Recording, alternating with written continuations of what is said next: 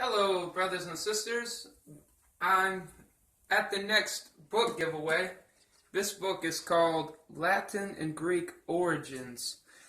And I'm going to name this video, I'm going to name it Divide and Conquer, Polis, the Polis. So, and Polis, P-O-L-I-S, I'm going to read about it in here.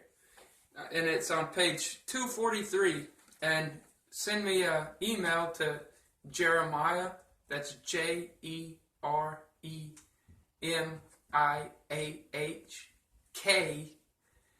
Mills, M-I-L-L-S. So Jeremiah K. Mills at gmail.com. And if you want this book, or you could even call me at 843-441-6878. So, Polis means city, and it's capital P-O-L-I, and it's going to capitalize that in all these different words that come from this origin. It says, so that's what people do, right? They divide and conquer, and they don't even do it intentionally. All you have to do is start speaking to them, and most of the time it will erupt into a war. Now, a lot of times people will try to use diplomacy in this war, but they're really divided against each other. So we see this at school, church, business, and government, and in our own homes, and in other people's homes. Facebook's a great place to understand what I'm talking about. Talk about a place of like busybodying and complete and utter hatred. But everyone's real nice on there, right? Smiley. Everyone's got honey dripping. Ah, this is real great, right? So, it says, politics is the science or art of political government. It is the practice of conducting political affairs. Newspaper columnist Will Rogers had his own slant on this subject. Politics has got so expensive that it takes lots of money to even get beat with. The more you read about politics, the more you got to admit that each party is worse than the other. If you ever injected truth into politics, you would have no politics. When Rogers wrote those words, he was not attacking the American polity or form of government. What he did was mock politics, politicians or politicos, and those who engaged in politicking. That is, promoting themselves or their policies, or their policies at every turn. He did it by making fun of them and holding them up to ridicule. But the world of politics wasn't his only target. He also aimed his pen at big business, communists, politburos, and the military, as well as snobs, speechifiers, hero worshippers, sorry y'all, and all others who he felt took themselves too seriously. Sorry guys, my throat's a little itchy for some reason. So he says, he was neither politic, discreet, tactful, prudent, or diplomatic, but only those who were his enemies could have called him impolitic, rude, rude, ill-mannered, or tactless. His humor was a strong suit. In the American body politic, the people as a whole loved it. Certainly no one ever accused Rogers of being apolitical, that is, being neither involved nor interested in politics. In ancient Greece, a city-state was known as a polis, the most famous of which was Athens and its fortified Acropolis, and Parthenon. Acropolis and Parthenon. A large cemetery in those days was known as a necropolis, and a metropolis was the mother city of a colony, the metropolitan, right? Metropolitan. Today, the latter is any large, busy city with a surrounding metropolitan area, which in turn may be but one of several that comprise a megapolis or a megalopolis. Small wonder that it's almost impossible to police the place adequately from either the standpoint of patrolling, regulating, protecting, and safeguarding. The captain doubted that he had sufficient personnel to police such a large event on short notice. Police also refers to cleaning, straightening, and tidying. like in the Marines, we had something called the police call, and that meant we all got in a long line and picked up trash. So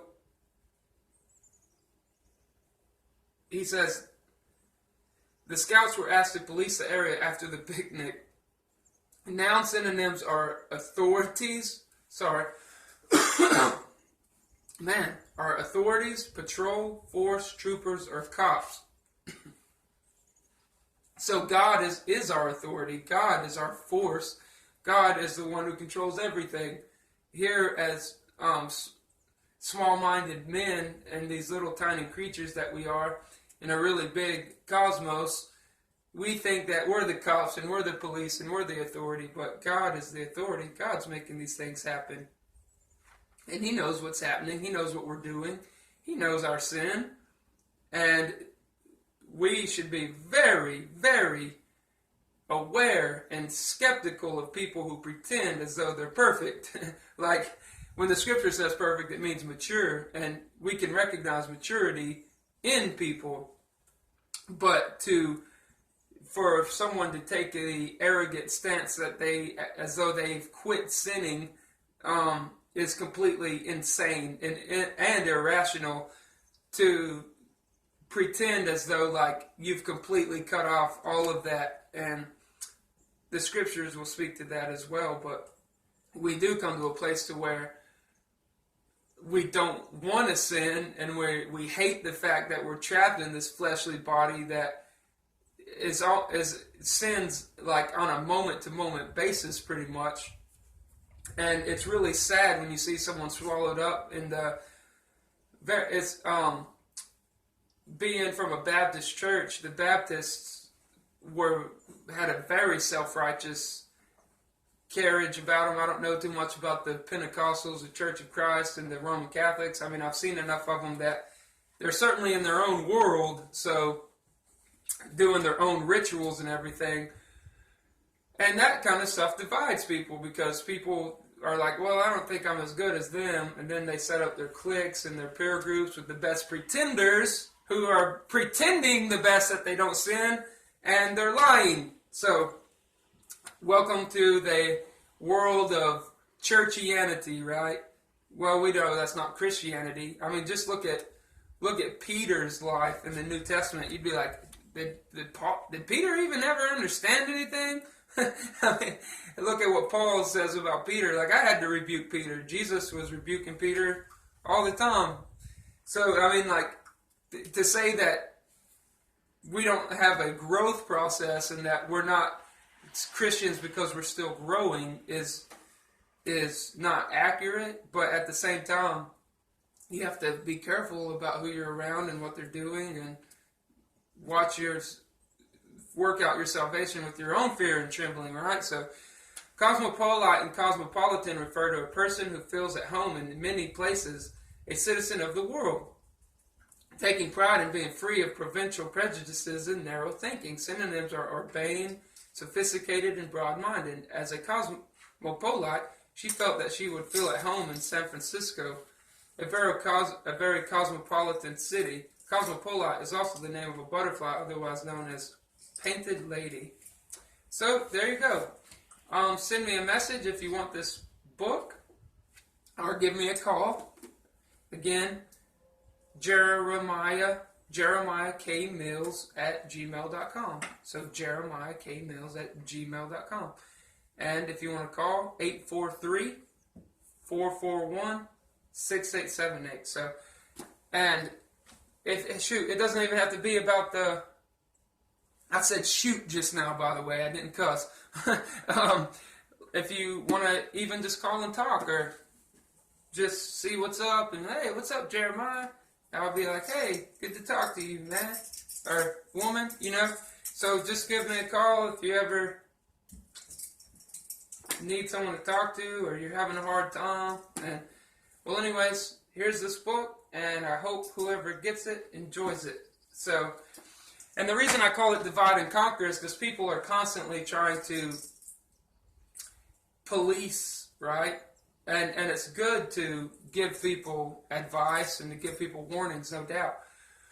But a lot of times, a lot of communications and busybodying and tail-bearing is going on behind the scenes, and you'll become more and more aware of this, about the politics that try to sneak their little dividing hands and sowing discord hands into our fellowships, and their spots on the love feast. And my dog's slinging around his harness over there.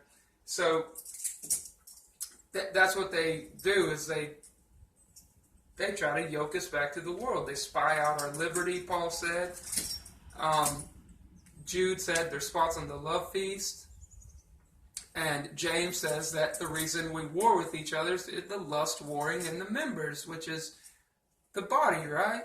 And we see, and I'm talking about the body of Christians, the lust is warring in the members of the body, and people are wanting each other's stuff, and some people are there to look at your wives and your girlfriends and hopefully get a good Christian woman, right? That's kind of what, I remember that's what the Baptist church was like, because it's kind of like a dating game for the single people who come there, right? It's like, they say like it's a bad saying, but that's what they say, like it's basically like a new piece of meat, right? When they come to the church and start getting involved with the church, they come to the singles meeting, right? And so it's bad. So I'm just saying that because that's what I experienced, but I went to a lot of other different churches and stuff too, and they're the same way. So, well, I've been to all kinds of denominations, but I was most involved with the Southern Baptist Church when I was younger, so I had to learn how to get all of that stuff out of my mind and out of my brain, and even thinking that the church has anything to do with Christianity. So I hope that this helps, and thanks for taking the time to watch. See you all in the next video. Bye.